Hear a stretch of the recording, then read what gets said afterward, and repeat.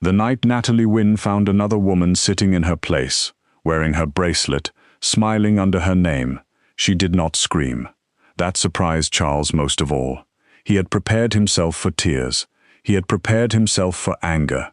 He had prepared that soft, tired look he used when he wanted people to believe his wife was difficult, emotional, and too sensitive for rooms full of important men. But Natalie only stood at the back of the crown room banquet, with rain still shining on the shoulders of her black coat, one gloved hand resting on the chair a waiter had given her, near the kitchen doors, and stared across the ballroom at the life her husband had stolen one polished piece at a time. The ballroom floated above the river like a golden secret. Tall windows looked out over dark water and moving lights from the harbor below. Chandeliers burned above linen-covered tables. Champagne glasses caught the light. Women in silk moved through the crowd like expensive birds. Men with soft hands and hard eyes shook one another's palms and lied with perfect manners. Every person in that room knew Charles Wynn. Some owned pieces of him. Some feared pieces of him. Some had been paid by him, protected by him, cheated by him, or invited there because pretending not to know what he really did was easier when the wine was good and the charity was printed in silver on the program cards. Charles owned restaurants with marble bars and waiting lists, 6 months long. He owned nightclubs where senators entered through private doors. He owned warehouses along the river, where the paperwork looked clean, because Natalie had spent 9 years making sure every number stood straight, every invoice had a story, every disaster was buried before it could breathe. No one at the crown room looked at Natalie twice when she entered. That had always been her curse and her gift. She was easy for men like Charles to hide, because she did not look like the women they placed beside them for cameras. Natalie was fat, with round cheeks, full arms, wide hips, and the kind of body Charles had slowly trained her to dress like an apology. Tonight she wore dark blue satin because it had belonged to her before Charles ever touched her money, and because the dress made her feel solid, almost royal, when she had buttoned it in silence upstairs. Her hair was pinned low, her makeup was neat, her grandmother's diamond bracelet was supposed to be on her wrist. Her seat was supposed to be beside her husband at the center table. Her name was supposed to be printed beside his, because tonight Charles was going to present the harbor expansion plan she had built, with her own tired eyes, her own midnight coffee, her own memory for contracts that other people signed without reading. Instead, a young waiter with panic in his face had met her by the entrance and whispered, "Mrs. Wynn, I'm so sorry. They told me to seat you here." Then he had guided her past the donors, past the flower walls, past the tables where police captains laughed beside men they had once pretended to investigate, all the way to the rear of the room. Near the swinging kitchen doors, near the place where servers disappeared and returned with full trays, where steam and garlic and dishwater drifted through every time the doors opened. Natalie looked down at the small name card beside the plate. It said Natalie Wynn in thin black letters. Nothing more. No Arden, no studio, no founder, no wife of the man at the front. Just a name placed where no camera would turn. For 1 second, she thought it was a mistake. A humiliating mistake, yes, but still a mistake. Charles was careless with feelings, not with seating charts. He understood rooms the way gamblers understood cards. He knew who needed to be seen, who needed to be flattered, who needed to be placed near the mayor, and who needed to sit near the bathroom as a warning. Then Natalie looked toward the center table, and the mistake became a message. Bianca Frost sat beside Charles with one smooth leg crossed over the other, wearing a scarlet dress that made the table look warmer around her. Her blonde hair fell over one shoulder in loose waves. Her smile was soft, practiced, and cruel in the way pretty women learned when powerful men rewarded them for it. On her wrist was Natalie's diamond bracelet, the bracelet Natalie's grandmother had left her. The bracelet Charles had once said was too old-fashioned for public events and too sentimental for business nights. It shone under the chandelier like it had been waiting its whole life for a thinner arm. In front of Bianca's plate sat a name card, Mrs. Charles Wynn. Natalie's hand tightened around the back of the chair. The sound in the ballroom became far away, as if someone had lowered it under water. She could still see Charles clearly, his dark hair combed back, his tuxedo cut to hide the softness at his middle, his smile easy, generous, bright enough for people who had never seen him throw a glass against a wall because an accountant asked the wrong question. He leaned toward Bianca and said something that made her laugh. Then, as if he felt Natalie looking, he lifted his eyes. Their gazes met across the room. Charles did not look guilty. That was the first cut. He did not even look surprised. He only gave her the smallest shake of his head, the one he used in boardrooms when she was about to correct him. Not now. Not here. Behave.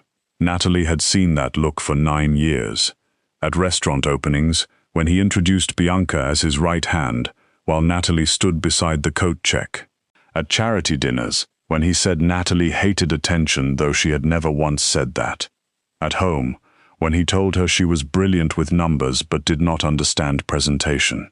At night, when he crawled into bed smelling like perfume that was not hers, and said she was imagining things because insecurity made women ugly. Natalie had swallowed so much over those years that sometimes she wondered if silence had become another organ inside her. It lived below her ribs. It worked without being asked. It kept her alive. It kept Charles calm. It kept the businesses moving. It kept the vendors paid, the books clean enough to pass inspection, the warehouse strikes settled before they became headlines, the angry kitchen managers soothed, the inspectors redirected, the insurance policies renewed, the permits filed, the mistakes fixed, and Charles smiling in photographs like a man born to command an empire. Natalie had built the table. Charles had seated another woman at it. The waiter pulled out her chair with shaking hands. "Can I get you water, Mrs. Wynn?" Natalie looked at Bianca's wrist again. The bracelet flashed. Something inside her became very quiet. "No," she said. "Thank you." She did not sit. Across the room, Charles's smile slipped just enough for only her to notice. Bianca noticed too. Of course she did. Her eyes flicked toward Natalie, then down to the bracelet, then back up. She lifted her champagne glass as if making a private toast. The movement was small, almost elegant, almost nothing. It was the almost that did it. Natalie walked forward. No one stopped her at first, because no one understood what was happening. They saw a fat woman in blue satin, moving between tables with slow, steady steps. They saw staff members step aside because something in her face told them it would be smarter. They saw Charles Wynn's wife, if they remembered she existed at all, crossing a ballroom where she had not been meant to matter. Conversations faded in pieces. A councilman paused mid-sentence. A restaurant investor turned his head. One of the harbor men, silver-bearded and heavy with rings, watched her with the flat interest of a man who enjoyed damage as long as it was not his own. Charles rose halfway from his chair before she reached him. "Natalie," he said with a smile that still showed teeth. "There you are. I was told you weren't feeling well." She stopped beside the center table. "I feel clear." His eyes warned her. This is not the time. Bianca leaned back, the bracelet sliding down her wrist. "It's a charity event, Natalie. People are trying to enjoy the evening." Natalie looked at her. For years she had studied invoices, permits, shipping manifests, vendor schedules, tax filings, and men who lied with calm faces. Bianca was not difficult to read. She was beautiful, ambitious, and far less clever than Charles believed, which made her dangerous in the way a candle was dangerous near curtains. "That bracelet belongs to me." Bianca blinked softly. "Charles gave it to me." "No," Natalie said. "Charles had access to it." A murmur moved through the table. Charles's face tightened. He reached for Natalie's elbow, but she stepped back before his fingers touched her. That tiny movement drew more attention than a shout would have. "Don't embarrass yourself," Charles said under his breath. Natalie almost smiled. Not because it was funny, because after everything he had taken, he still believed embarrassment was the blade that would make her bow. "I'm not the one wearing another woman's jewelry under another woman's name." Bianca's cheeks colored. Charles lowered his voice until it became the voice he used when he wanted to sound patient and cruel at the same time.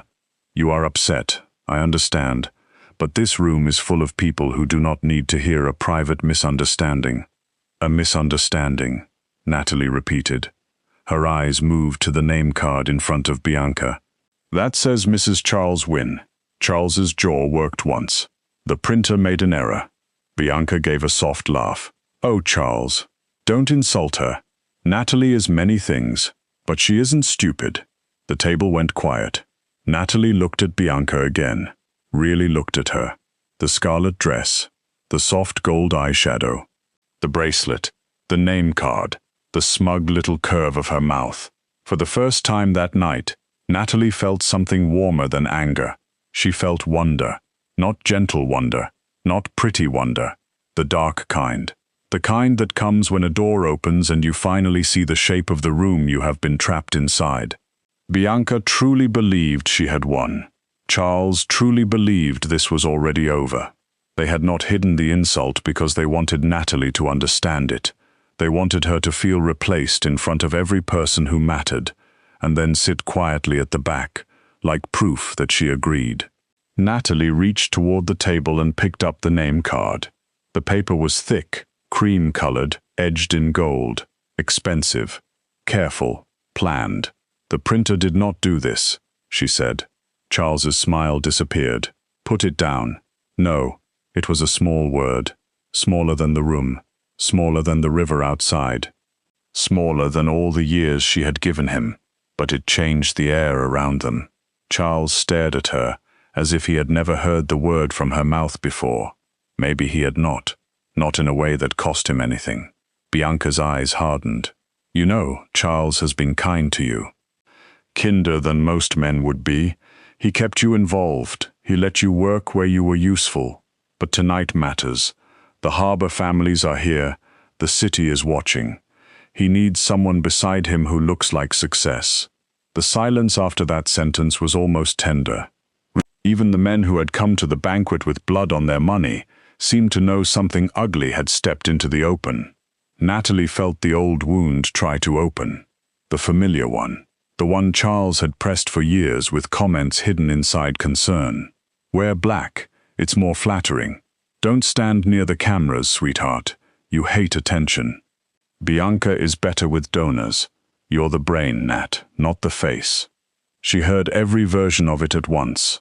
She felt the girl she had been before marriage, sharp and loud and sure of her place in the world, standing somewhere behind her, with both hands on her shoulders. Natalie set the name card back on the table. "Then I hope she also looks like she can explain the dock zoning projections, the union transition costs, the refrigeration upgrades, the restaurant revenue bridge, the warehouse title history, and the Arden Trust restrictions Charles forgot to mention in his summary." Bianca's mouth opened. Nothing came out. Charles went pale in a way only Natalie knew how to see. "Enough. I agree," Natalie said. "It is." That was when the doors opened. No announcement came first. No raised voice. No dramatic music. The heavy doors at the far end of the crown room simply parted, and the room understood before any name was spoken. Men straightened. Conversations died. A police captain who had been laughing a second earlier suddenly found his glass very interesting. The harbor men turned toward the entrance like old wolves catching a colder scent. Charles's face changed too, but not with fear exactly. With hatred dressed as calm. Adrian Cross walked into the ballroom alone. He did not need bodyguards at his shoulders, though Natalie knew they were somewhere nearby. Men like Adrian did not enter rooms unprotected. They entered them with protection placed so carefully it looked like confidence.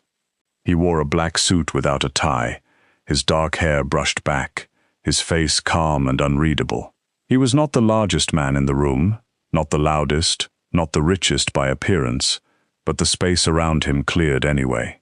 He had the kind of stillness that made every moving thing seem nervous. Cross Meridian had started as something people whispered about in alleys and courtrooms. Now it owned security companies, development firms, private shipping contracts, and enough silence to make mayors polite.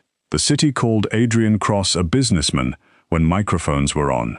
When they were off, they called him worse things and lowered their voices while doing it. Natalie had met him once, though met was too generous a word. Months ago, in one of Charles's warehouses, she had noticed a shipping code entered wrong on a stack of refrigerated containers. Everyone else had been shouting. Charles had blamed the customs broker. A dock manager had blamed a clerk. Two men Natalie did not know had stood near the loading bay, quiet and dangerous, waiting for someone to fix a mistake that could have brought federal inspectors before sunrise. Natalie had taken the clipboard, changed 3 numbers, called the broker herself, and saved the shipment before anyone with a gun had to explain why the papers did not match the cargo. One of the quiet men had watched her the entire time, Adrian Cross. She had not known his name until later. He had said only, "You read manifests faster than people read menus." She had answered, "Most menus are written better." He had laughed once, like the sound had surprised him. Now his eyes moved across the crown room, passing over Charles, over Bianca, over the harbor men, and stopping on Natalie. Not on the bracelet, not on the name card, not on the empty chair beside Charles. On her. For a moment, Natalie had the strange feeling that the room had tilted, and only Adrian had noticed where she stood. Charles stepped forward quickly, eager to control the moment before it became someone else's. "Adrian, I wasn't sure you'd come." Adrian did not look at him. "I was curious." Charles forced a laugh. "About the deal, I hope. About many things." His gaze remained on Natalie. She felt it like the brush of cold air against overheated skin. Not soft, not safe exactly, but clear. He looked at her as if she were not a mistake in the seating chart, not a wife making trouble, not a body to be hidden or a problem to be managed. He looked at her as if she were the only person in the ballroom whose reaction interested him. Charles noticed. Bianca noticed. Half the room noticed. Adrian walked past Charles. The insult was so quiet it almost sounded like manners. He stopped in front of Natalie and held out one hand. "Mrs. Wynn." Natalie looked at his hand, then at his face. "That depends who printed the card." A small pause.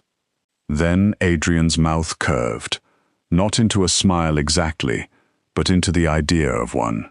"Then I'll call you Natalie until the paperwork behaves." Somewhere behind her, someone inhaled too sharply. Charles's eyes narrowed. Natalie doesn't dance at business events. Adrian finally looked at him. "Good." Charles blinked. "Good? Then she can start tonight." The room went so still that Natalie heard the river wind push softly against the windows. She should have refused. Every sensible part of her knew that. Dancing with Adrian Cross in front of Charles, Bianca, the harbor families, and half the corrupt city was not a step. It was a declaration. It was a match dropped onto a floor, soaked in something dangerous. But Natalie had spent 9 years being careful, while other people spent her life. She had spent 9 years making sure Charles did not lose what he had never deserved. She had spent 9 years listening to him say, "Not now, not here, not like that, not in that dress, not at this table, not in front of them." Adrian's hand waited, not grabbing, not insisting, just waiting. That was the part that made her take it. His fingers closed around hers with surprising gentleness. His hand was warm. His grip was steady but loose enough that she could leave if she wanted to. He led her away from the table as the music shifted into something slow and bright. Natalie could feel every eye in the room follow them. She could feel Charles behind her, furious and trapped by witnesses. She could feel Bianca's hatred like a perfume spilled too heavily into the air. Adrian placed one hand at Natalie's back, high and proper, not at her waist. The space between them remained decent, almost formal. That surprised her more than if he had pulled her close. Dangerous men loved making a scene with possession. Charles had taught her that. He touched women in public to mark them, and ignored his wife in private to punish her. Adrian Cross, who had no reason to care what anyone thought, held Natalie as if her comfort mattered more than the room's imagination. "Do you want help?" he asked quietly. "Or do you want witnesses?" Natalie looked up at him. His eyes were dark and calmer than they should have been. "Neither." "Excellent. I dislike being useful before dessert." She almost laughed. It rose in her chest before she could stop it, small and startled and very badly timed. "You are not what people say you are." "No," he said. "I'm worse, but usually with better manners. You're very humble. I'm feared for it." The laugh escaped then. Not loud, not long, but real enough to frighten her. She had not expected humor from him. She had expected ice, threat, maybe a polished kind of cruelty. Instead, Adrian guided her through the first turn with calm patience, moving slowly enough that she could follow without feeling displayed. Natalie had always hated dancing with Charles. He corrected her under his breath. "Too stiff, too heavy. Smile. Don't lead." Adrian did none of that. When her step brushed his shoe, he adjusted, as if he had made the error. "You knew," she said, "that Charles is a fool? The room has been generous with evidence. About the seat, I knew when I walked in. And you came to me first because? Because everyone was watching the wrong table." Natalie swallowed. That sentence reached somewhere tender. "I am not a charity case." His expression did not change, but his voice softened by one careful degree. "No, charity cases do not look at stolen jewelry like they are calculating legal damages." She glanced toward Bianca without meaning to. Adrian followed the glance. "The bracelet is yours." "My grandmother's." "Then she has poor survival instincts." "Bianca or my grandmother?" "Bianca. I try not to insult the dead until properly introduced." Natalie almost laughed again, but the feeling faded when Charles turned from the center table and began speaking sharply to one of his lawyers near the wall. His hand moved in quick, angry cuts. Bianca sat frozen, one arm folded over the bracelet as if Natalie might cross the floor and rip it off her wrist. Maybe she would. The thought was strange and satisfying. Adrian watched her watching them. He submitted the harbor proposal this afternoon. Natalie's eyes snapped back to him. "What?" "Charles. The full expansion package. Restaurants, cold storage, river market, security routing, vendor protections, dockside housing language. Impressive work." Her chest tightened. "That plan is not his." "I know." The music continued. Natalie's feet moved because Adrian's did. Her mind had gone very still. "How?" "Because I read the older version 6 months ago under a different company name." Natalie could not hide the shock fast enough. "Arden Civic Studio." "Yes." No one had said that name in public before. Not Charles. Not Bianca. Not even Natalie. Not where it could reach the wrong ears. Arden Civic Studio had begun as a folder on her private laptop, then a company registration Charles had laughed at because he thought she was playing office with family money. It was her clean plan, her quiet plan. Her way out of warehouses that needed bribes and restaurants that washed sins through wine lists. She had spent years designing a legal waterfront business that could survive without Charles's dirty shortcuts. He had never cared enough to understand it. Adrian leaned slightly closer, still not crossing the space between them. Charles submitted the final version under Wynn Hospitality Group. His name. Bianca Frost's name, not yours. Natalie felt the room bend around her. "No, there's more. Of course there is." His mouth twitched, but his eyes remained serious. The attachment included approval language, tied to the Arden Trust properties. Natalie missed a step. Adrian stopped with her, turning the stumble into a pause so smooth the room might think it belonged to the dance. His hand steadied her back without holding her there. "Careful. My inheritance? Yes. He can't transfer those properties without my signature. The documents suggest you already approved the transfer. Natalie stared at him. For one cold second, she did not hear the music, the room, the river, anything but the sound of her own blood. Charles had gone into her trust. Charles had touched the one part of her life that was not his. The dockside buildings had belonged to her mother's family before the harbor became fashionable, before developers started circling, before Charles had smiled at Natalie across a restaurant table and called her mind the most beautiful thing about her. He had wanted those properties for years. She had said no every time, not because she did not trust business, because she did not trust him. Now he had forged a yes. Adrian's voice stayed low.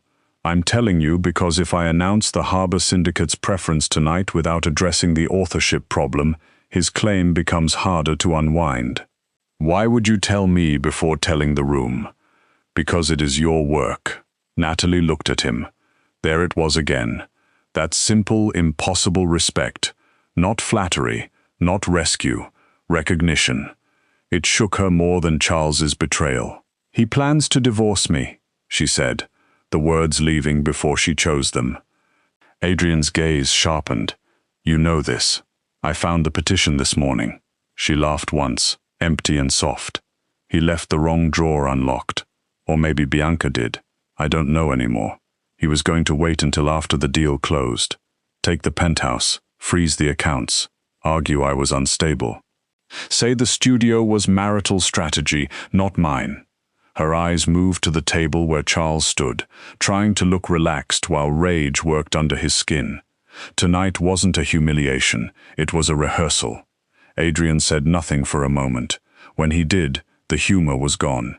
Do you want me to destroy him? The question should have scared her. It did, a little. Not because it sounded dramatic, because he meant it in the calm voice of a man discussing weather. Natalie looked at the center table, at her bracelet, at the name card, at Charles's hands moving over the life she had built. Then she looked back at Adrian Cross. No.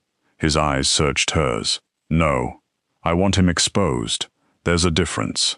For some men, exposure is destruction. Then let him stand under good lighting. This time Adrian smiled. A real one. Quick, quiet, almost unwilling. You are much more dangerous than Charles advertised. Charles never advertised me. No, Adrian said. That was his mistake. The song began to end. Natalie could feel the room waiting for what came next. Charles had stopped pretending to talk. Bianca had stopped pretending not to stare. The harbor men watched Adrian. The politicians watched Charles. The corrupt captains watched everyone, and looked like they were silently choosing which story would keep them safest. Adrian released Natalie's hand slowly. In 3 minutes, they expect me to speak. About the deal. Yes. And if you mention the authorship dispute, the room will become uncomfortable. Natalie looked toward Bianca's wrist. Good. She walked away from Adrian before fear could talk her out of it. Not to the back of the room, not to the kitchen door, to the center table. Her legs felt strange beneath her, too steady and too weak at the same time. Charles moved to intercept her, his smile returning too late. Natalie, he said softly, you've made your point. She held out her hand to Bianca. The bracelet. Bianca looked to Charles. Natalie noticed. So did everyone close enough to matter? Charles's voice dropped. Do not do this. Natalie kept her hand out. You gave away something that was never yours. She wore it. Now one of you can return it before I ask in a way that costs more. Bianca's lips parted. You're threatening me? No, I'm being polite first. Adrian's voice came from behind Natalie, smooth and almost bored. I recommend appreciating the order. Bianca's face went pale with anger. With slow, furious fingers, she unclasped the bracelet and placed it in Natalie's palm. The diamonds were warm from her skin. Natalie hated that. She closed her hand around them anyway. Charles leaned in. You think this makes you powerful? Natalie looked at him for a long moment. The man she had married was still there somewhere under the suit, under the lies, under the empire she had kept from collapsing. Or maybe he had never been there at all. Maybe love had only made a costume and dressed him in it. "No," she said. "I think it makes me awake." A tap sounded through the ballroom speakers. Adrian had reached the microphone at the front of the room. His presence pulled every eye toward him, but Natalie did not turn. Not yet. She watched Charles watching his evening slip from his control. "Ladies and gentlemen," Adrian said, his voice carrying easily through the crown room. "Before any harbor partnership is announced, there is a matter of authorship, ownership, and attempted fraud that must be corrected." The room froze. Charles's face emptied. Natalie fastened her grandmother's bracelet around her own wrist. The clasp clicked softly into place, but to her, it sounded like a lock opening. The clasp clicked softly into place, but to Natalie, it sounded like a lock opening. Adrian's words still hung above the room, calm and impossible to ignore, and for one strange second, no one moved. Not Charles, not Bianca, not the harbor men with their heavy rings and colder eyes, not the mayor's deputy, who had been lifting a glass to his mouth, and now held it halfway there, frozen like a guilty thought. Even the waiters stopped near the walls with silver trays balanced in their hands. The crown room had been built for music, laughter, deals whispered over steak, and lies poured carefully into crystal glasses. It had not been built for truth. Truth looked wrong under the chandeliers. Truth made the flowers seem too white. Truth made men who had spent their lives buying silence suddenly remember they had ears. Charles recovered first, because Charles had survived this long by never letting shock stay on his face. He turned toward Adrian with a small, patient smile, the kind that usually made investors relax and employees doubt their own memories. "There must be some confusion," he said, lifting his voice just enough for the nearest tables to hear. "Adrian, I'm sure whatever concern you have can be handled privately. We are all here for a charitable cause." Adrian looked at him from the microphone. "That is true." Charles's smile eased a little. "Which makes fraud in front of donors feel almost sentimental," Adrian finished. A few people gasped. Someone gave a nervous laugh and swallowed it quickly. Natalie watched Charles's fingers tighten around the back of Bianca's chair. His knuckles paled, then relaxed. He was counting exits now. Not doors, stories. He was measuring which version of the night might still save him. A printing error, a jealous wife, a misunderstanding, a rival trying to embarrass him. He would reach for all of them if the room let him. Natalie stepped closer to the stage before she realized she had moved. Adrian's eyes found hers briefly, not asking permission exactly, but offering her the space to stop him if she wanted to. That small pause nearly undid her. Charles had made choices over her life for years and called it protection, business, image, marriage. Adrian, in the middle of a room he could have controlled with one sentence, waited. Natalie gave the smallest nod. Adrian turned back to the crowd.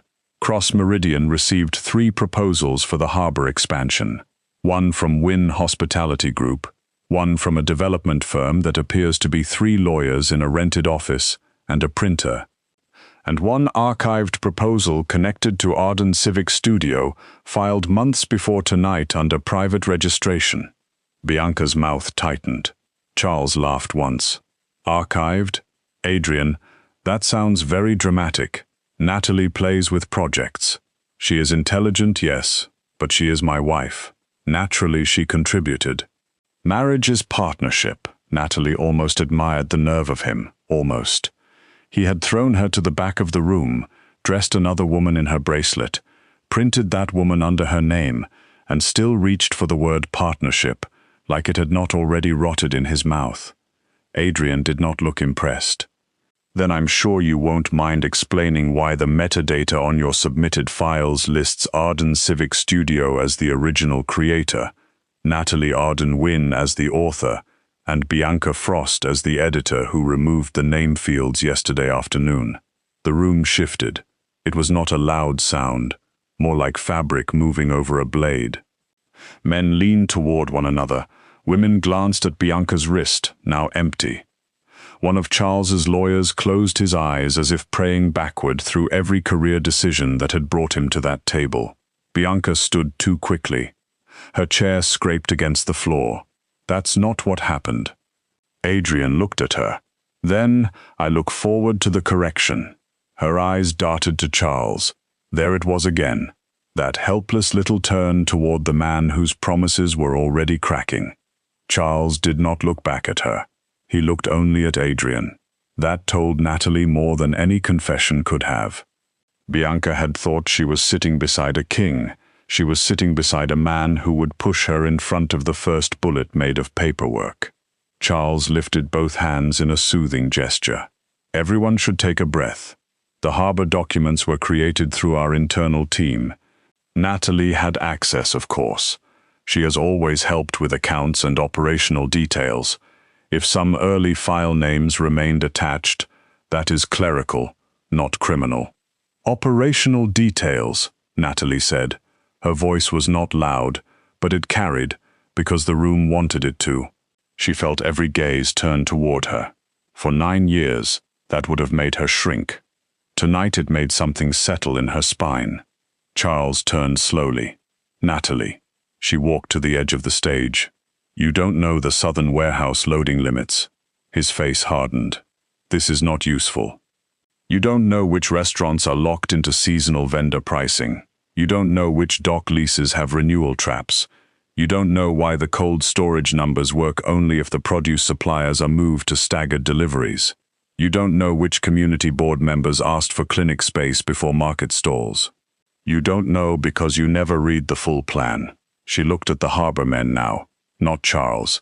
He can charm a room. He cannot run this project. A man at the center harbor table leaned back.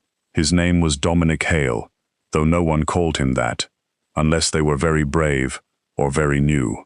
Most people called him Mr. Hale. He had a face like carved stone and hands thick enough to make his gold rings look small. And you can. Charles gave a sharp laugh. Dominic, please. Mr. Hale did not look at him. He kept his eyes on Natalie. Natalie felt fear then. Not the old fear of being laughed at, but the clean fear of stepping onto ice and hearing the river move beneath it. This was not a dinner argument anymore. These men controlled docks, workers, storage routes, union favors, security corridors, and quiet violence that never made the papers unless someone wanted it to. They had listened to Charles because Charles was useful and dirty in ways they understood. They had ignored Natalie because Charles had taught them to.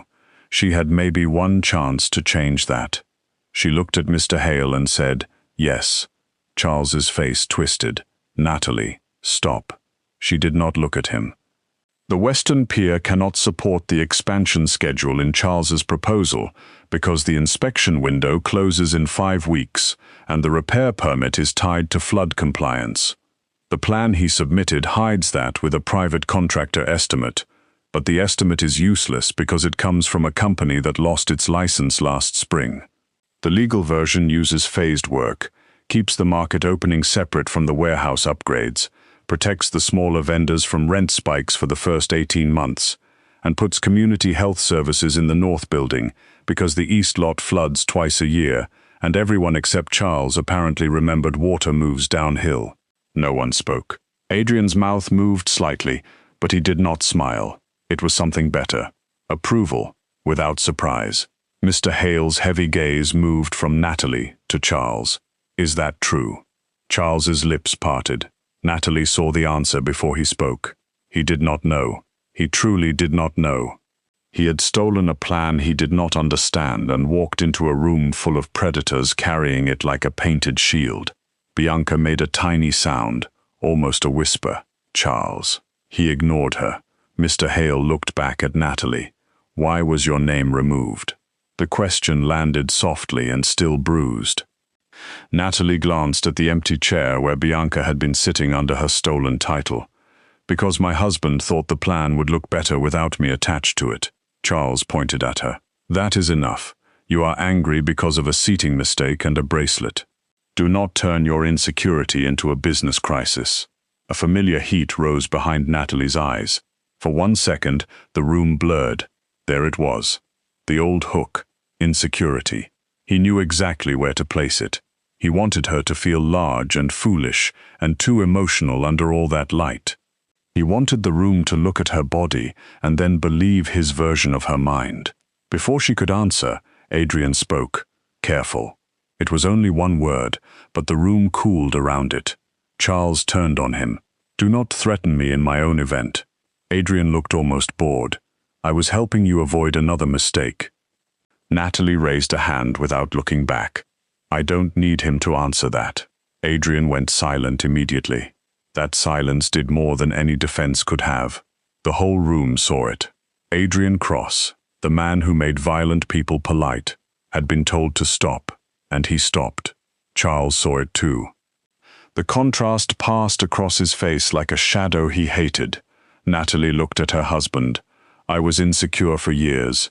That part is true. You worked very hard at it. But tonight is not about my insecurity. It is about your theft. His eyes changed. She knew that look, the private one. The look that came before a door closed at home, before his voice turned low, before he listed everything she owed him for being tolerated. But there were too many people here, so he had to keep the monster behind his teeth. Natalie, he said softly, almost sadly, you are making yourself sound unstable. She nodded once. There it is, he frowned. What? The word you planned to use after the divorce. The room seemed to hold its breath. Charles went still. Natalie reached into the small satin purse at her side and removed a folded paper. Her hand did not shake until she opened it, and even then only a little.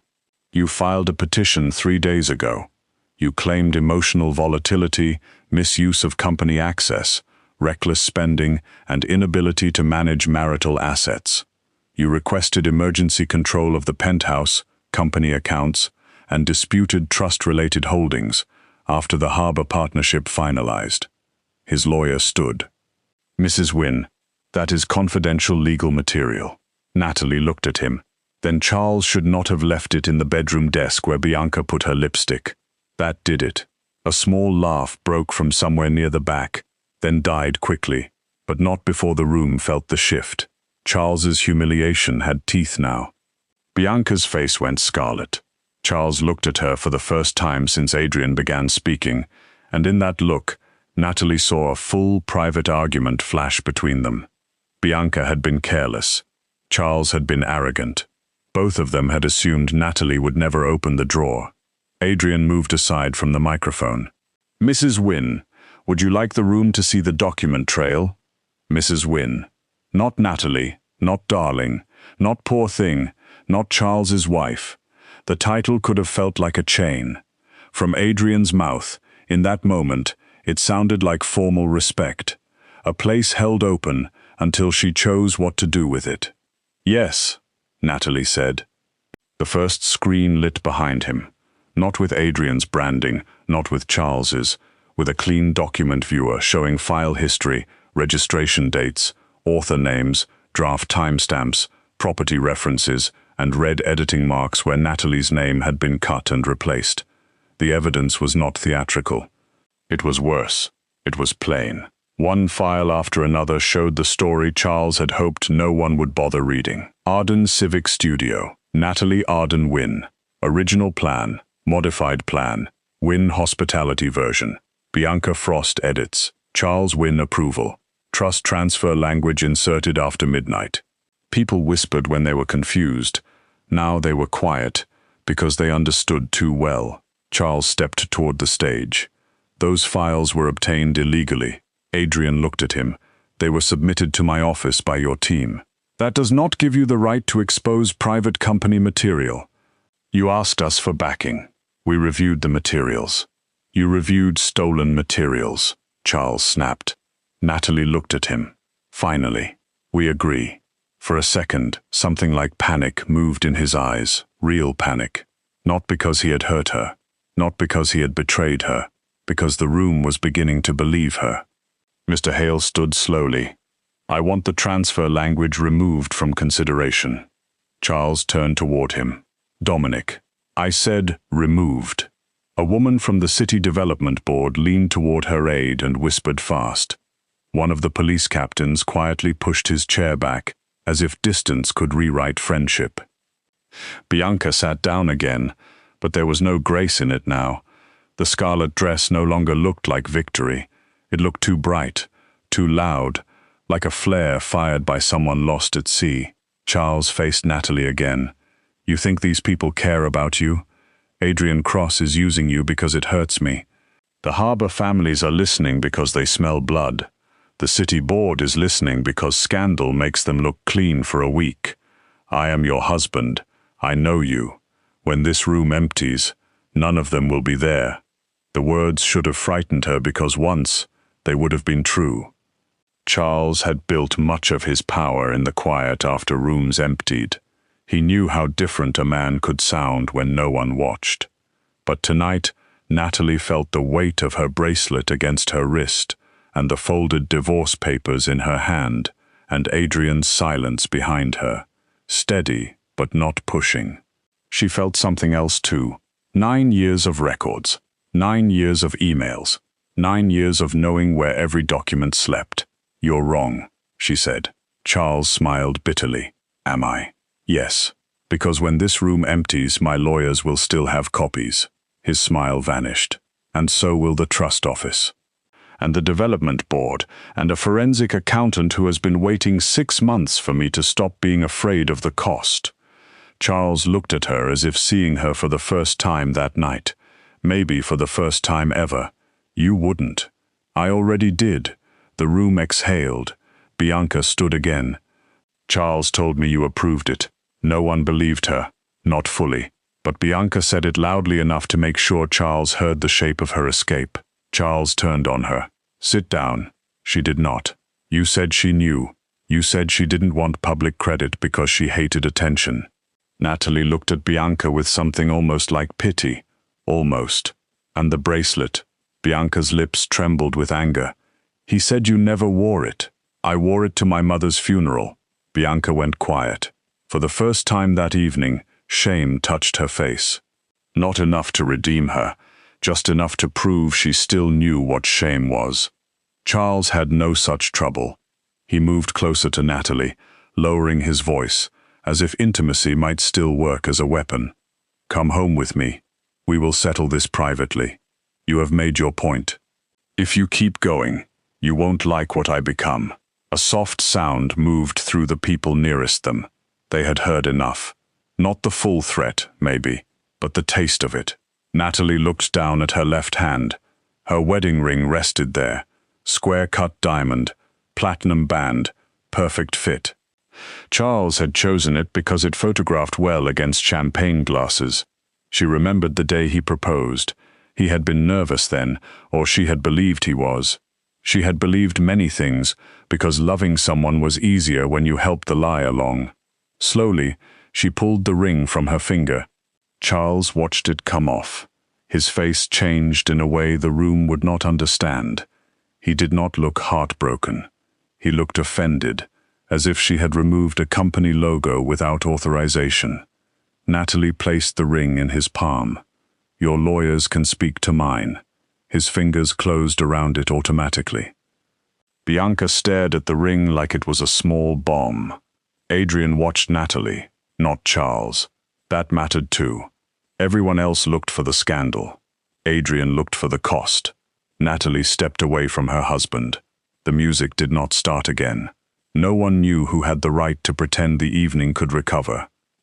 Charles stood at the center table holding the ring, Bianca beside him without the bracelet, and the name card still lying in front of her, like a joke that had turned on its maker. Natalie walked toward the rear doors, not the kitchen ones, but the main entrance. This time people moved for her before she reached them. Adrian followed at a respectful distance, not beside her, not touching her, just close enough that everyone understood she would not be cornered in the hallway unless they wanted to test how brave their security deposits made them. The crown room doors opened, and the cooler air outside touched Natalie's face. The corridor beyond was lined with mirrors and gold wall lamps. In those mirrors, She saw herself walking alone, her blue satin dress moving around her body, her grandmother's diamonds bright on her wrist, her left hand bare. She looked different, not thinner, not prettier, not transformed in the cheap way stories like to imagine women became valuable only when pain polished them into someone new. She looked like herself, with the lights finally turned on. Halfway down the hall, her knees nearly gave. She caught the wall with one hand. Adrian stopped several feet away. "Do you want me to call someone?" Natalie laughed under her breath. It came out almost broken. "A priest, maybe. I know several. Most owe me money." She looked over at him. That was not comforting. "I'm told I have a gift." The laugh came again, softer this time, with tears close behind it. She pressed her fingers to her eyes and hated that they were wet. "I am not crying because of him. I didn't assume you were. I'm furious. That seems healthier. I'm humiliated. That belongs to him." "No," she said, wiping under one eye carefully so she would not smear her makeup. "Some of it is mine. I sat in so many back rooms. I let him introduce Bianca to people whose contracts I wrote. I let him call it strategy. I let him call me sensitive. I let him make me grateful for scraps of basic respect." Her voice shook. "I helped him do it." Adrian's face remained calm, but something in his eyes changed, something dark and patient. "You survived inside the rules he made. That is not the same as agreeing they were fair." Natalie wanted to reject the kindness because it felt too dangerous. Instead, she leaned back against the wall and looked at the ceiling. "I don't want a driver. I know. I don't want a safe house. I assumed. I don't want bodyguards following me into my bathroom because some Mafia king decided I'm fragile." His mouth curved. "Noted. No bathroom invasion." "I mean it. So do I." She looked at him then. Really looked. "You're not going to argue?" "No." "Why?" "Because you said no." The simplicity of it landed harder than any speech. Natalie waited for the second part. Powerful men always had a second part. "No, but." "No, unless." "No, because you don't understand." "No, because I know better." Adrian only stood there, hands loose at his sides, giving her the hallway, the air, the dignity of being believed. She swallowed. "That's suspiciously mature. I hide it for reputation purposes." A tired smile pulled at her mouth. "You should. It could ruin you." "I'll be careful." The elevator chimed at the far end of the corridor. Natalie straightened immediately. Charles might come through those doors. Or Bianca. Or a lawyer. Or someone from the harbor table who had decided an exposed woman was easier to pressure before morning. Adrian saw the change in her and did not move closer. "My car is downstairs," he said. "You do not have to use it. My lawyer's number is in this card. You also do not have to use him. The document trail has already been sent through formal review channels. Not to me alone. To people who cannot pretend it vanished without creating a second crime." Natalie took the card because refusing it would have been pride, and pride without strategy was just another kind of trap. "You prepared this before tonight. I had concerns. About Charles? About the plan? And me." His silence was brief, but honest. "Yes." She looked down at the card. Black paper, white letters, simple. Adrian Cross did not decorate his importance. He let other people become nervous around the empty space. "I don't trust you," she said. "I would worry if you did, but thank you. I'll accept that until you regret it." She slipped the card into her purse. "I probably will. Then coffee tomorrow will be lively." Natalie paused. "I did not invite you to coffee." "No," he said. "I was being optimistic." She shook her head, and this time the smile stayed a little longer. "Good night, Mr. Cross." "Good night, Natalie." She turned and walked toward the elevator alone. The doors opened. No one stepped out. She entered, pressed the button for the lobby, and watched Adrian remain in the corridor as the doors slid shut. He did not rush in. He did not stop her. He did not claim the right to stand beside her because he had helped. Just before the doors closed completely, she saw him turn his head toward the ballroom, and the little softness in his face disappeared. Downstairs, the lobby was nearly empty. Rain streaked the glass doors. The city outside looked blurred and silver. Natalie gave her ticket to the valet and stood beneath the awning while cold air touched the bare place on her finger. Her phone buzzed 14 times in her purse. Charles, then Charles again, then a blocked number. Then Bianca, then Charles. She turned the phone off without reading any of them. When her car arrived, the valet seemed surprised she was driving herself. Maybe everyone was. Natalie slid behind the wheel, locked the doors, and sat there with both hands on the steering wheel. For 9 years, she had gone home after nights like this and fixed whatever Charles had broken.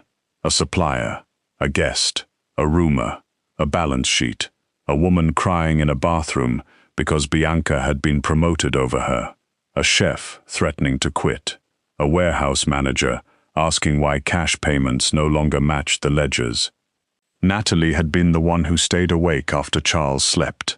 Tonight, for the first time, Charles would have to stay awake without her. The thought should have felt satisfying.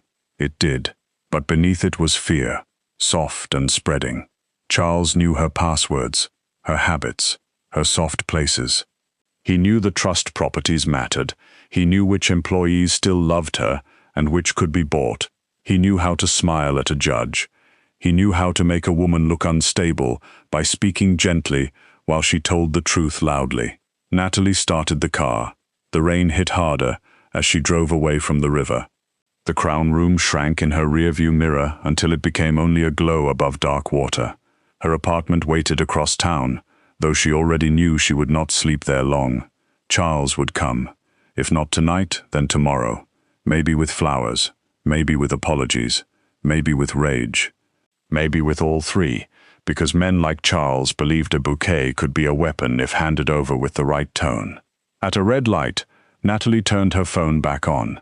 More messages arrived at once, angry little flashes lighting the car.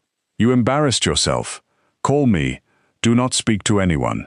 You have no idea what you are doing. Bianca is crying. We can fix this if you stop. Then one from an unknown number appeared. You are being followed by a gray sedan 2 cars back.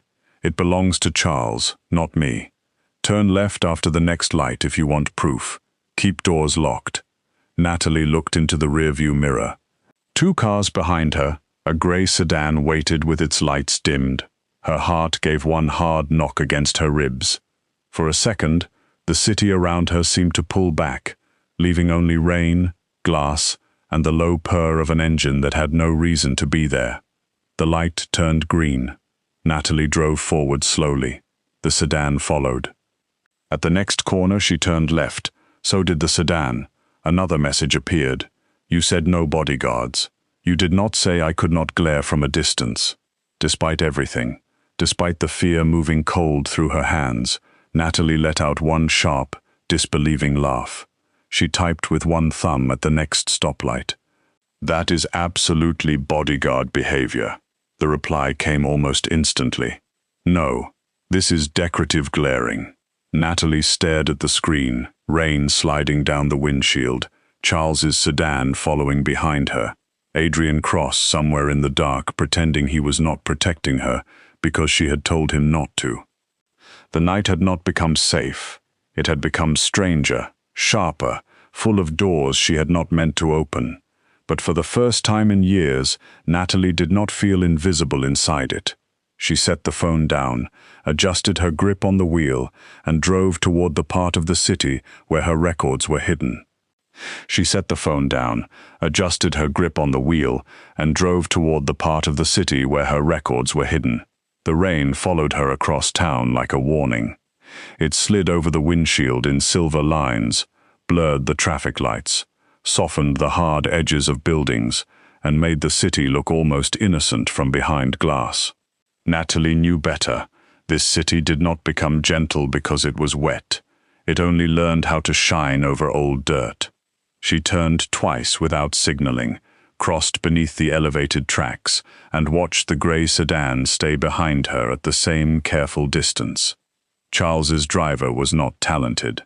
That was almost insulting. Charles had always believed money could replace skill if spent loudly enough. Natalie would have laughed if her hands were not so tight around the wheel. Her destination was not her apartment. Charles knew that building, the doorman, the parking garage, the neighbor with the little white dog who talked too much in elevators. He knew too many soft places there. So Natalie drove to a storage office above a closed florist shop on Mercer Street, a narrow old building that had once belonged to her grandmother's cousin and was now hidden inside the kind of trust paperwork Charles found boring. The sign downstairs still said Maribel's Flowers in faded gold letters, though Maribel had been dead for 12 years, and the only roses inside were dried ones Natalie had hung above an old desk because she liked the way they refused to fall apart. She parked behind the building and sat still until the grey sedan passed the alley. It slowed near the corner. Her phone buzzed. "Do not get out yet." Natalie looked toward the dark mouth of the alley and typed back, "You are terrible at not protecting me." Adrian answered, "You are terrible at pretending you do not need 5 minutes of patience." She hated that he was right. She waited. A black car moved from the opposite direction. Not fast, not flashy, just present. The grey sedan hesitated, then continued down the block like it had suddenly remembered somewhere else to be. Natalie watched it vanish in the rain. Her phone buzzed again. Now. Natalie did not thank him. Not yet. Gratitude felt too close to dependence, and she was not ready to sort through the difference in the middle of an alley with mascara drying under her eyes. She grabbed her purse, stepped into the rain, and unlocked the back door with a key she had kept hidden in the lining of her wallet for 6 years. The stairwell smelled like dust, cold brick, and old flowers. Every step creaked under her heels. At the top, the office waited in darkness. She turned on one lamp. The room glowed amber. File boxes lined the wall in clean rows. A scanner sat on the desk. 2 old laptops waited beside a safe. There were ledgers, contracts, invoices, permits, recordings, backup drives, and printed emails tied with ribbon, because Natalie's grandmother had believed even ugly facts deserved to be organized beautifully. Natalie stood in the doorway for a moment and looked at the proof of her own quiet life. 9 years of being dismissed had taught her one useful thing. People hid things in front of women they thought were not worth noticing. They made calls while she checked menus. They left ledgers open while she poured coffee. They complained about bribes while she corrected shipment codes. They forgot she had a memory like a locked drawer and a patience that looked like weakness only to fools. Her hands began to shake when she reached the desk. She let them. She had spent enough years acting calm for men who did not deserve the performance.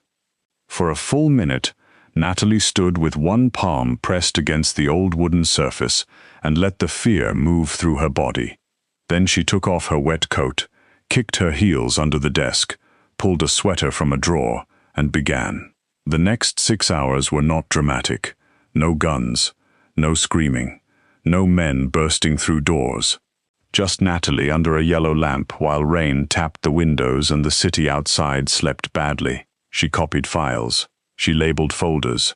She emailed 3 lawyers, 2 accountants, the Arden Trust manager, and a woman from the City Development Board who had once told Natalie quietly in a bathroom that Charles Wynn was lucky to have her. She froze digital access tied to the trust. She locked Charles out of the shared project drive. She preserved the metadata on every file Bianca had edited. She downloaded payroll records, vendor complaints, warehouse camera logs, and the Frostline advisory invoices that had started bothering her months before. Frostline had always been too clean, too round, too easy. A consulting company with no staff, no office, and very expensive advice. By sunrise, Natalie found the villa. It appeared first as a wire note, then as a property tax record, then as a transfer from one shell to another, hidden under hospitality consulting fees. A white villa on the coast of Portugal, Bianca's middle name on one document, Charles's private banker on another. Natalie sat back in the old chair and stared at the screen while grey morning light filled the office. So that had been the ending he imagined. Not just divorce, not just the business. Escape. Charles and Bianca on a terrace somewhere sunny, drinking from glasses paid for by dock money, while Natalie fought in court to prove she had not signed away the bones of her own life. Her phone buzzed. "Adrian, are you alive?" Natalie looked at the message for longer than she meant to. She typed, unfortunately for several people, yes. His reply came almost instantly. "Good. Coffee?" She looked at the cold mug beside the scanner. It had been sitting there for 3 hours. She typed, "No threats." "No threats," he answered. Mild glaring only. 20 minutes later, a knock came at the back door downstairs. Natalie went still. Then her phone buzzed again. "It is me. If you have a weapon, please aim with the dignity this morning deserves." She should not have smiled. She did anyway. When she opened the back door, Adrian stood under the awning with 2 coffees, a paper bag, and rain caught in the shoulders of his black coat. He did not look past her into the stairwell. He did not ask to come in. He simply held out 1 cup. "I brought breakfast," he said. "Before you accuse me of controlling your blood sugar, the pastry is optional." Natalie took the coffee. "You make everything sound like a legal defense. With you, it seems wise." She looked at the paper bag. "What kind?" "Cannoli." "For breakfast?" "I am Sicilian adjacent and emotionally flexible." "That is not an answer." "No," he said, "but it is charming." She opened the door wider. "You may come upstairs. If you comment on my filing system, I will throw you back into the rain." Adrian stepped inside and wiped his shoes on the mat. "I would never insult a woman's private evidence shrine. It is an office. It has 37 labeled boxes and dried roses over a safe." Natalie stopped halfway up the stairs and looked back. "You counted the boxes already?" His face remained innocent. "I was admiring from a distance." "That is ominous. I have been told." Upstairs, he stood in the office like a dangerous piece of furniture that had been placed carefully in a room full of paper. He looked at nothing too long. That was another surprise. Charles had always touched her things, opened drawers, lifted pages, glanced at screens, then acted wounded when she asked him not to. Adrian drank his coffee near the door and let Natalie decide what to show him. When she turned the laptop toward him, the humor faded from his face. "Frostline Advisory," she said. "Bianca created it 18 months ago. Charles approved millions in fake invoices. Some of the money went offshore. Some of it went to a villa. Some went through shipping consultants tied to the Vasaro crew." Adrian's expression became very still. "Vasaro. You know them?" "Yes." "Bad?" "Uncreative, which somehow makes them worse." Natalie rubbed her forehead. "They were buying doc access through Charles, and using Bianca to feed them internal documents." "I think so." "You have proof?" "I have enough to start making people nervous." "That is often more useful."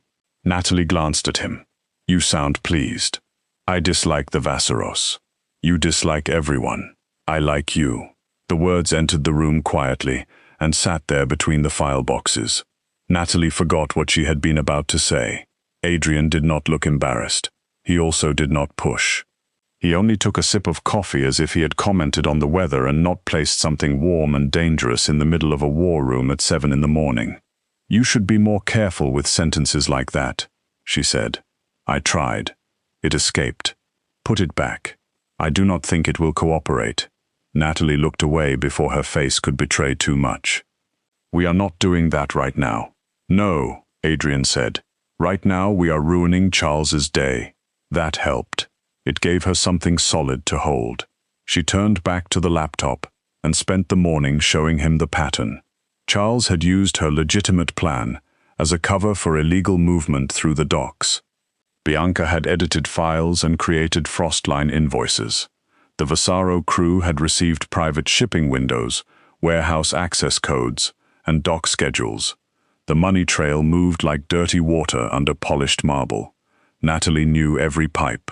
By noon, the first legal notice hit Charles's office. By 1, the trust froze the property transfers. By 2, every account connected to Arden Civic Studio required Natalie's direct approval. By 3, a gossip page posted a blurry photograph of Natalie dancing with Adrian Cross and called her a bitter, discarded wife, finding comfort in her husband's enemy. By 3:15, Bianca posted from a hotel suite with a caption about dignity, beauty, and knowing when to let a man choose better. Natalie read it while eating a cannoli over a stack of bank records. Cream fell onto one invoice. Adrian looked at the phone. "Do you want me to have that removed?" "No." "Do you want me to buy the page and make them apologize?" "No." "Do you want me to send a strongly worded statement?" "You do not know how to write a statement that is only strongly worded." "I could learn." Natalie opened her laptop again. "I want receipts." So she released them. Not all at once. Natalie knew better than that. Truth needed pacing when the public was watching. Too much at once made people tired. Too little made them suspicious. She posted the original filing date for Arden Civic Studio, then a clean comparison of the stolen proposal. Then emails where Charles asked her to make the numbers pretty before Bianca presents. Then vendor messages thanking Natalie by name. Then a signed letter from a dock workers representative confirming she had negotiated the safety language Charles had called his vision. Former employees began commenting. A chef from Wynn Harbor wrote that Natalie had saved 3 months of payroll when Charles forgot tax deadlines. A florist said Natalie paid invoices Charles ignored. A warehouse dispatcher said everyone knew Mrs. Wynn ran the place because Mr. Wynn only came by for cameras and shouting. The story shifted by evening. Not completely. Public opinion was a drunk animal and stumbled in every direction before it found a path. But it shifted. At sunset, Charles came to Mercer Street. Natalie had expected him at her apartment. That he found the office made her stomach turn cold.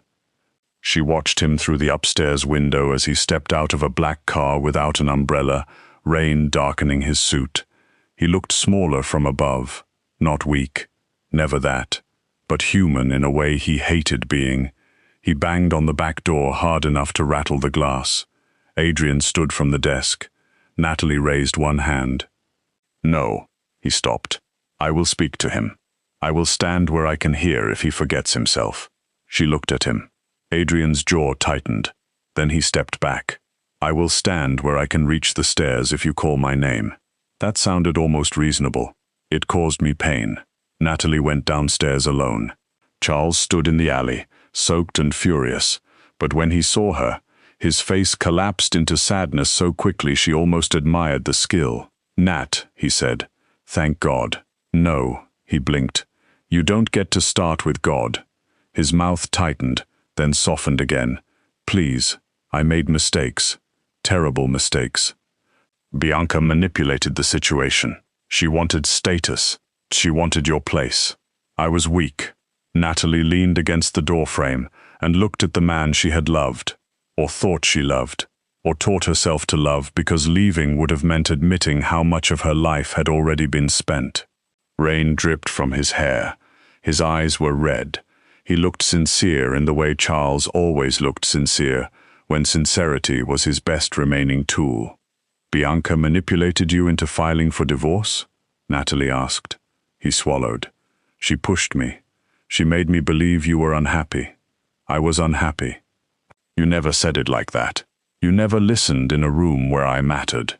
He flinched, but only a little. "I can fix this. I'll put your name on the project. I'll return the trust language. We can say there was confusion. We can handle Frostline quietly. There it is." "What?" "Quietly." Charles stepped closer. "Natalie, listen to me. If Frostline comes out wrong, people will start asking questions about things you do not understand. These are not restaurant bloggers. These are dangerous families. Adrian Cross is not your friend. He is using your anger to get to me and to the docks." "Maybe." That answer seemed to confuse him. Natalie folded her arms. "But he did something you never managed." Charles's eyes narrowed. "And what is that?" He heard no, and stopped. The rain sounded louder for a moment. Charles's face hardened. The sadness left. There he was. "You think he respects you. Men like him do not respect women like you. He sees a useful wife with documents and a wounded ego. Do you think he wants you? Really wants you? Natalie, look at yourself." The old wound opened on instinct. It always did. But this time Natalie did not fall into it. She looked at him through the rain, and something in her finally became tired of bleeding for a man who enjoyed the sight. "I am looking," she said. "That is the problem for you." Charles stepped closer again. "You will tell the auditors the Frostline payments were legitimate. You will say the plan belonged to Wynn Hospitality. You will accept a private settlement. In return, I will not tell the court you have been emotionally unstable for years." Natalie almost laughed. "You came here in the rain to threaten me with the same script." His voice dropped. "You have no idea what I can take from you." From upstairs, one floorboard creaked. Charles looked up, and his eyes sharpened. "Is he here?" Natalie did not answer. His face twisted. "Of course he is. You always needed someone stronger in the room to feel brave." "No," she said quietly. "I needed someone weaker to believe I was small." Charles grabbed her wrist. It happened fast. Too fast for thought. His fingers closed around her, hard enough to bruise, the way he used to hold her arm at events when she spoke too much. Natalie's body remembered before her mind did. Fear flashed hot through her chest. Then the door behind her opened wider, and Adrian's voice came from the stairwell, low and deadly calm. "Release her." Charles froze. Natalie looked at Adrian. He stood halfway down the stairs, one hand on the railing, eyes fixed on Charles's grip. There was violence in him. She could see it. A dark, ready thing waiting behind his stillness. But he did not move down the last steps. He did not decide for her. Natalie turned back to Charles. "Let go." Charles looked between them. Shame, rage, and panic fought across his face. He released her wrist. Adrian remained where he was. That was the moment Natalie knew. Not because Adrian was gentle. Gentle was easy when nothing tested it. She knew because every instinct in him wanted to come down those stairs and make Charles regret having hands. But he stood still because she had chosen to speak for herself. Charles saw it too, though he did not understand it. He stepped backward into the rain, breathing hard. "You will regret this." Natalie held up her phone. His face went blank.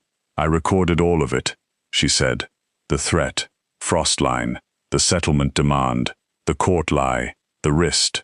Charles stared at her as if she had struck him. Natalie smiled without warmth. "Details, Charles. I have always been good with them." He left without another word. By morning, Bianca turned on him. Natalie was drinking coffee at her desk when the news came through Adrian's lawyer, then through the investigators, then through the gossip pages that Bianca had once fed like spoiled pets. Bianca Frost had offered documents showing Charles approved the bribes, the Frostline transfers, and the false trust language. She claimed she had been frightened, manipulated, blinded by love, and several other things Natalie found almost poetic from a woman who had worn another wife's bracelet under another wife's name.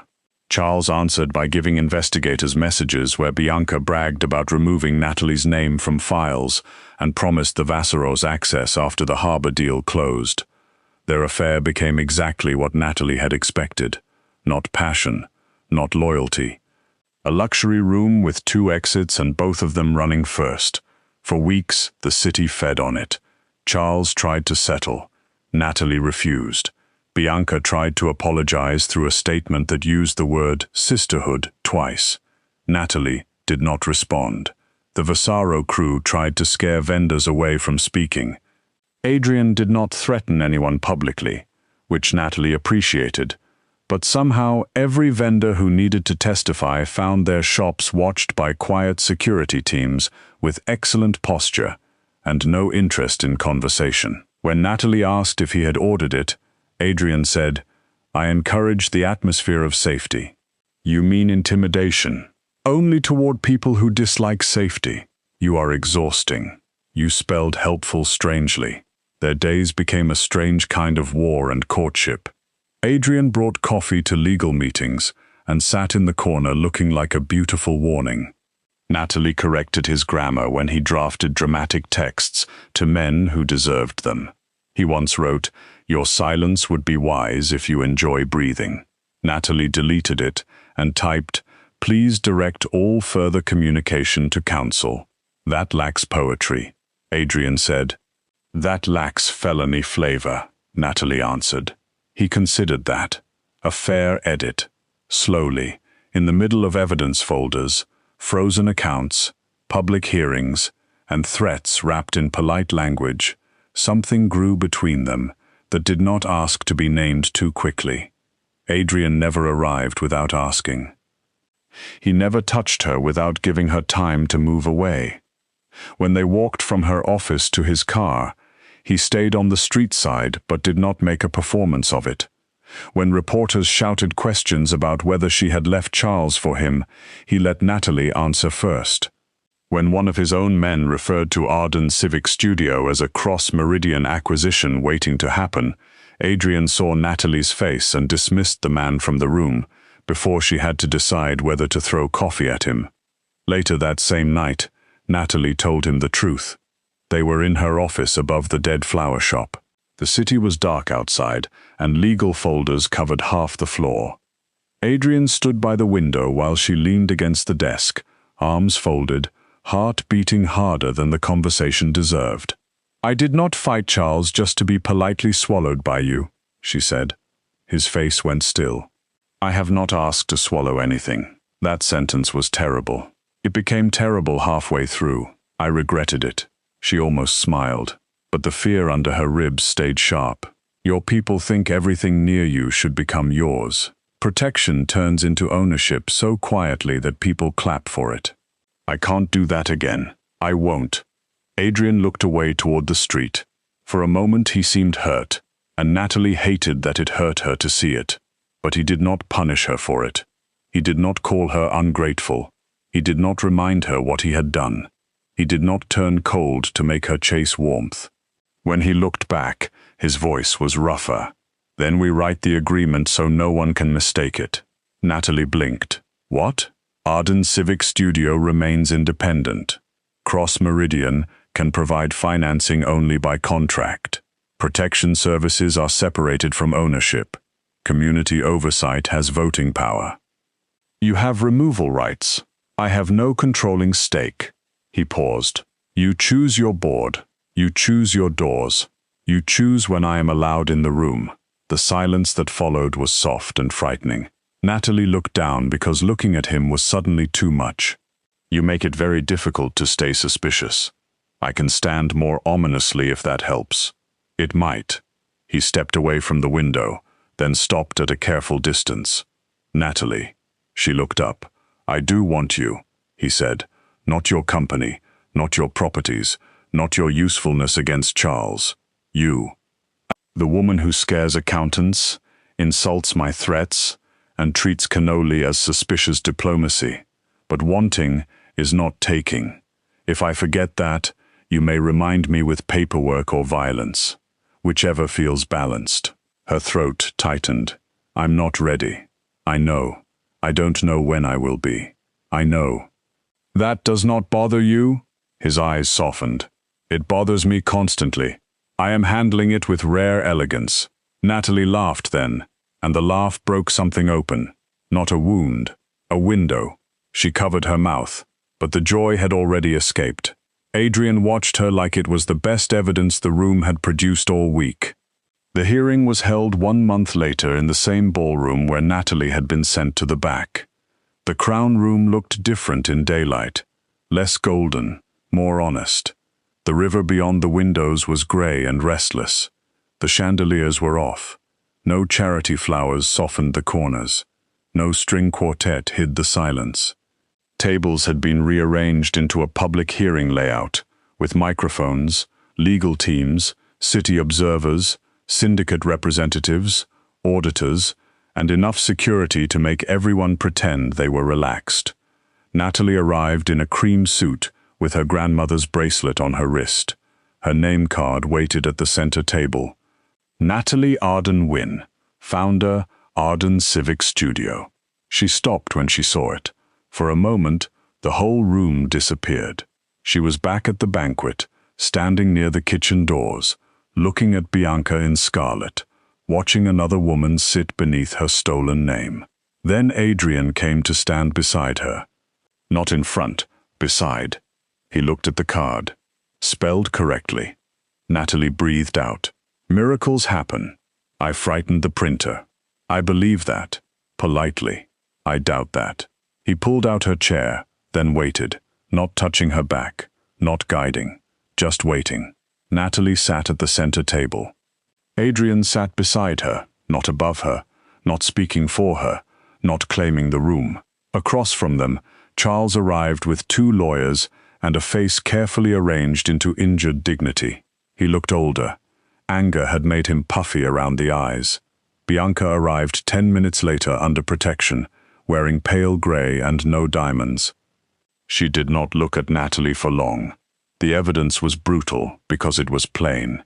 There were no dramatic speeches at first, just dates, files, signatures, transfers, edits, invoices, messages. Bianca removed Natalie's name. Charles approved the submission. Frostline moved money. The Vasseros received inside information. Charles's banker routed funds offshore. Recordings played in the room where Charles's own voice described how Natalie would be pushed out after closing, how the trust would be challenged, how her size, her temper, and her attachment issues could be used in court. Natalie sat through it without moving. Adrian's hand rested on the table near hers, close enough to see, not close enough to claim. Halfway through the recording, when Charles laughed about seating Natalie near the kitchen so Bianca could practice the role, Natalie's fingers curled once. Adrian saw it. He did not touch her. He only turned his hand palm up on the table between them, an offer with no pressure.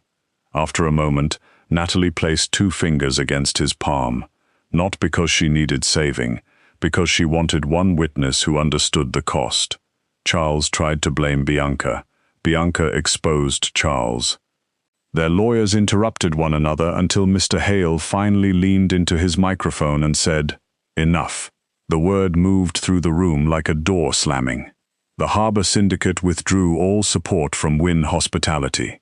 City auditors referred the fraud to prosecutors. The trust challenge collapsed before it began. The Vassero family lost access routes they had spent years poisoning into place. Charles's restaurants were seized, restructured, or sold. Warehouses were locked pending investigation. Accounts froze. Men who had once smiled too warmly at Charles stopped returning his calls before the hearing even ended. When it was Natalie's turn to speak, she stood. For a second, the room blurred at the edges. Then she looked at the center table. Her name, her files, her work, her voice. "The banquet was not the first time Charles erased me," she said. "It was only the first time he did it badly enough for other people to notice. For years, I thought being useful would eventually make me visible. I was wrong. Visibility is not a reward someone gives you for good behavior. Sometimes you have to step into the light while people are still calling you difficult." Charles looked down. Bianca stared at her hands. Natalie continued. "Arden Civic Studio will not become another pretty cover for dirty business. The dockside project will continue, but it will be legitimate. Employees will be protected. Local vendors will be paid clearly and on time. The clinic space stays. The housing stays. The community board gets oversight. Every contributor's name goes on the final plan, not because that is generous, because that is accurate." She sat down to silence first, then one clap from the back of the room. Rosa, one of the oldest managers from Charles's first restaurant, stood with tears on her face. Then a vendor stood. Then a warehouse dispatcher. Then others. The applause did not thunder like a gala. It grew unevenly, honestly, person by person, until the room filled with the sound of people who had spent years knowing the truth and were finally allowed to act like it. Adrian did not clap loudly. He only looked at Natalie with something almost too private for a public room. After the hearing, Charles tried to speak to her in the corridor. 2 officers stood near him. His lawyers looked exhausted. He held his hands out slightly, not reaching, perhaps remembering too late that reaching now had witnesses. "Natalie," he said, "please." She stopped because part of her had waited 9 years to see what she would feel when he had nothing left to take. The answer was not joy, it was distance. "I did love you," he said, and his voice broke in a way that might even have been real. "In the beginning." Natalie looked at him for a long moment. "I loved who I became trying to save you. That was the better part. I'm keeping her." He had no answer for that. She walked away before his silence could become another room she had to clean. The months that followed did not become easy. Stories liked to end when the villain fell, as if paperwork, payroll, trauma, rebuilding, and bad sleep were not waiting outside the courthouse with folded arms. Natalie worked harder than she had ever worked, but this time her labor returned to her own hands. She hired back innocent workers. She fired men who thought old habits could survive under new signs. She sat with vendors who had been cheated and made payment plans that did not insult them. She met community leaders who distrusted anyone with riverfront money and learned to listen before making promises. She argued with Adrian twice a week about security plans and won most of the arguments because she read every clause, and he enjoyed her victory more than he admitted. Their first kiss happened 3 months after the hearing. It was not in a ballroom. It was not under fireworks. It was in Natalie's office above the old florist shop, while rain tapped the windows again, and Adrian stood near the door with coffee, looking unusually nervous for a man who had once made a police captain apologize to a chair for bumping into it. "I would like to kiss you," he said. Natalie looked up from a contractor bid. That was very direct. "I was advised intimidation is not a communication style. By a wise woman? By a menace with excellent contract instincts." She closed the folder slowly. "And if I say no, then I drink both coffees and suffer with dignity." She stood and walked toward him. "You would not suffer with dignity. No, but I would suffer quietly near a pastry." She smiled, touched the front of his coat, and kissed him first. Adrian went still for half a breath, as if even his body needed permission to believe it. Then he kissed her back with a restraint so careful it almost made her cry. Not because it was small, because it was chosen. His hands settled lightly at her waist, waiting for her to decide whether closeness was welcome. Natalie moved into him, and the waiting ended.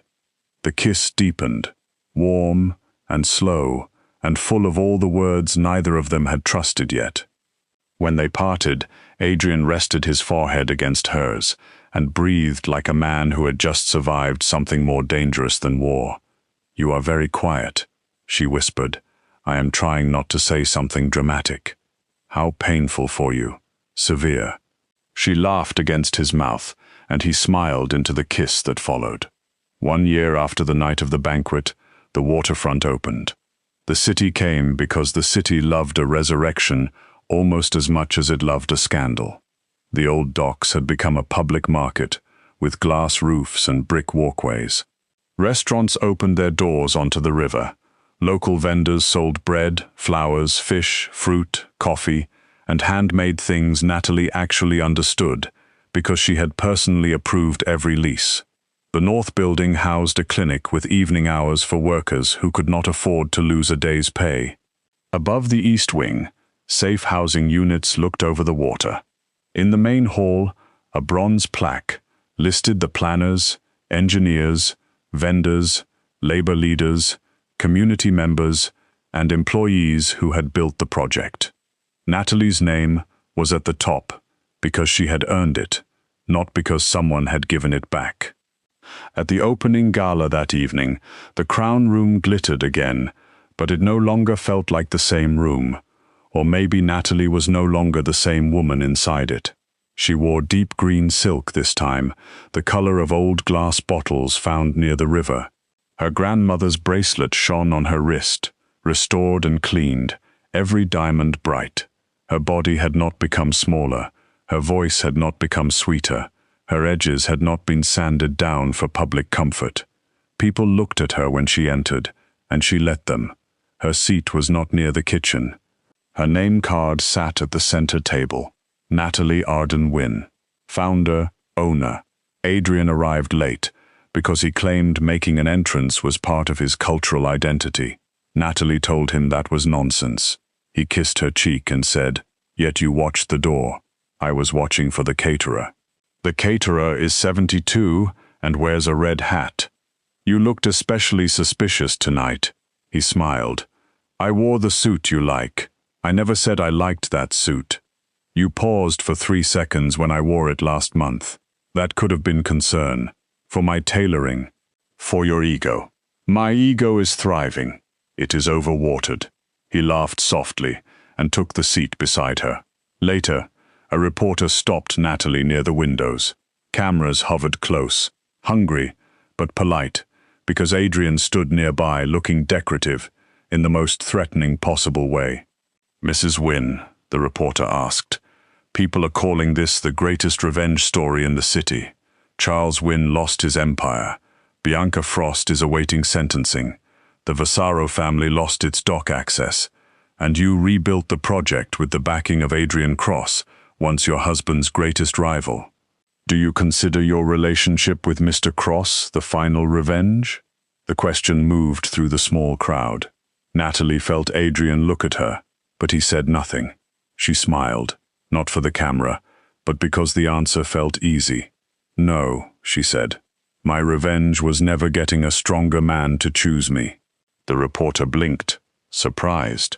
Natalie continued, "My victory was choosing myself, keeping proof, protecting what I built, telling the truth before I felt ready, and refusing to let anyone make me invisible again." For once, the reporter had no clever follow-up. Later still, after speeches and dinner, after vendors hugged her and old employees cried into napkins, after Mr. Hale told her the clinic placement was smarter than he had expected, and she told him that was because she had expected water to continue being wet, the music softened. The river beyond the windows was dark and full of moving light, just as it had been 1 year earlier. Natalie stood alone for a moment near the edge of the dance floor, letting the room settle around her. Adrian came up beside her. "Mrs. Cross?" he asked lightly. Natalie turned her head slowly. His expression was innocent in a way that proved guilt. She raised one eyebrow. "Natalie Wynn, founder, owner, occasional menace." Adrian's smile warmed his whole face. "My favorite kind." He held out his hand. The first time he had done that, Natalie had taken it because she was furious, cornered, and tired of being hidden. This time, she took it because she wanted to. His hand closed around hers with the same careful warmth as before. He led her onto the dance floor, where no one had stolen her place, no one wore her name, and no one stood behind her pretending to own the shape of her life. They danced slowly under the chandeliers. Adrian kept a proper distance at first, because he was still Adrian and still careful with the things that mattered. Natalie rolled her eyes and pulled him closer by his lapel. "You may stand less decoratively," she said. His hand settled at her back. Thank God. It was becoming difficult. "You survive hardship beautifully." "I learned from a professional." She looked up at him, and for a moment the humor softened into something deeper. The city still feared Adrian Cross. Men still lowered their voices when he entered rooms. Enemies still disappeared from his path, though now Natalie made him use lawyers far more often than he preferred. But she knew the truth no gossip page had ever understood. The most dangerous thing about Adrian was not his power. It was the fact that he could hold all that power in his hands and still choose not to close them around her. Across the room, her name card gleamed under the light. Her bracelet warmed against her wrist. The kitchen doors swung open and shut in the distance, but she was nowhere near them now. Natalie looked around the crown room and felt the old version of herself standing at the back, wet coat on her shoulders, heart cracking quietly as another woman wore her life. She wished she could go to that woman, take her hand, and tell her the humiliation was not the end. It was the opening line.